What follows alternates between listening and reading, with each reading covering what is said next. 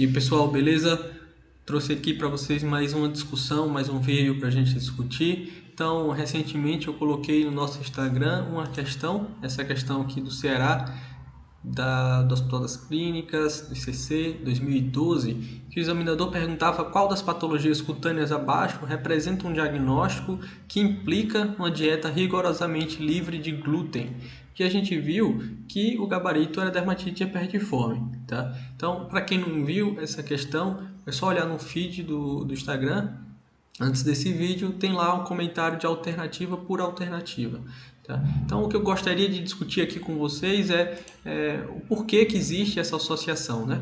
Nós sabemos então que existe aí essa associação entre dermatite herpetiforme e doença celíaca. Né? Ou seja, existe a associação entre essa doença intestinal, que é a doença celíaca, e essa dermatite herpetiforme, que é a doença cutânea.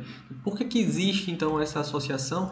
E é isso que eu gostaria de aprofundar aqui um pouquinho com vocês. Então vem comigo aqui, não assusta no slide, tá certo? O slide parece ser complicado, mas a gente vai ver que é simples de entender. Então tudo começa quando o indivíduo ingere glúten. Então quando ele ingere o glúten, depois esse glúten ele vai ser hidrolisado em pequenos peptídeos de gliadina.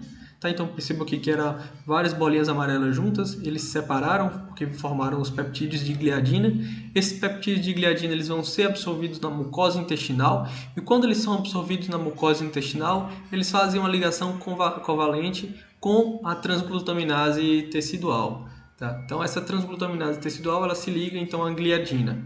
E aí, em indivíduos geneticamente susceptíveis, ou seja, aqueles que têm HLA-DQ2 ou HLA-DQ8, existe a produção de anticorpos imunoglobulinas IgA contra a gliadina e contra a transglutaminase tecidual. Tá? E aí você pergunta, mas por que é IgA e não outra imunoglobulina?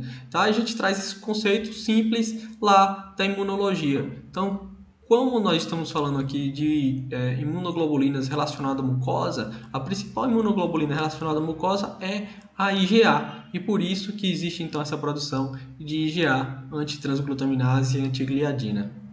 Beleza?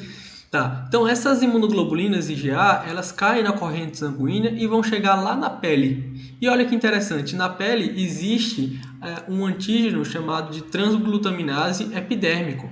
Então, essa imunoglobulina que foi formada lá no intestino, essa IgA antitransglutaminase tecidual, ela se liga à transglutaminase epidérmica. E isso faz uma ataxia de neutrófilos, ou seja, vem neutrófilos para essa zona aqui na papila dérmica. Esses neutrófilos produzem enzimas proteolíticas que vão digerir aqui a zona de membrana basal e ocorre a formação de bolhas subepidérmica. Tá? Que é a lesão alimentar da dermatite herpetiforme. Então perceba que a gente consegue fazer essa ligação direta entre a ingestão de glúten e a formação de bolhas em pacientes geneticamente susceptíveis. Tá? Não é muito difícil de a gente entender. Mas vamos prosseguir nossa discussão. Do ponto de vista clínico, a dermatite herpetiforme é uma doença extremamente pruriginosa. Tá? E o que a gente vê são pápulas geralmente escoriadas, que o paciente escoria, coça e escoria, localizados na região glútea, nos cotovelos, nos joelhos, principalmente, tá?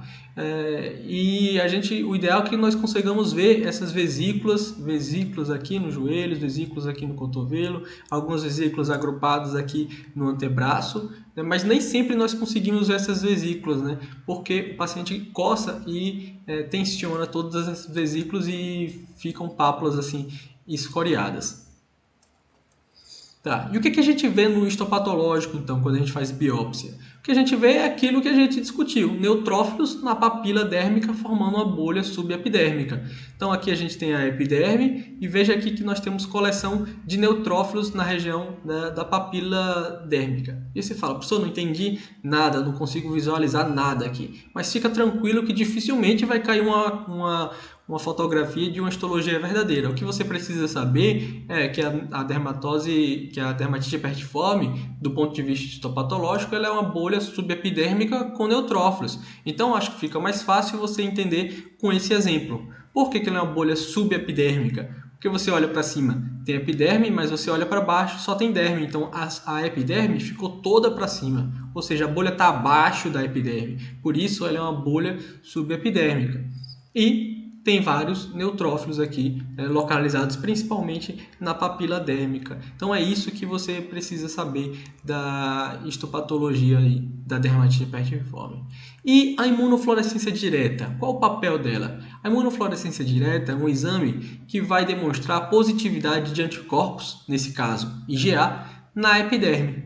Então, onde ficou verde fluorescente, como aqui ou aqui, onde está circulado, são locais em que há um intenso depósito de imunoglobulina A. E aqui é a papila dérmica, nesses locais.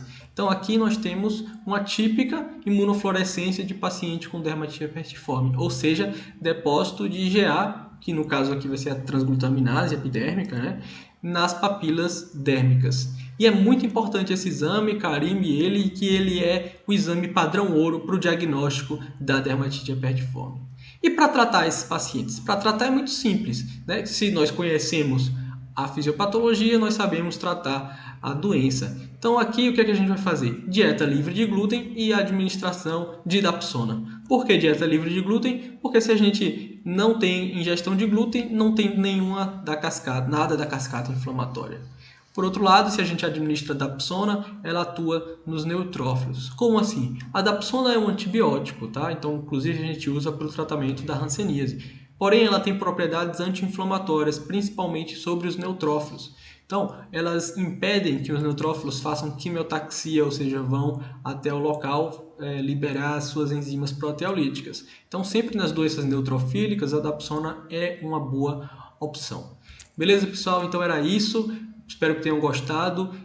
Deixem qualquer dúvida nos comentários e nós vamos fazer sempre esse jogo de colocar questões e fazer vídeo para discutir. Um abraço, pessoal, e até a próxima.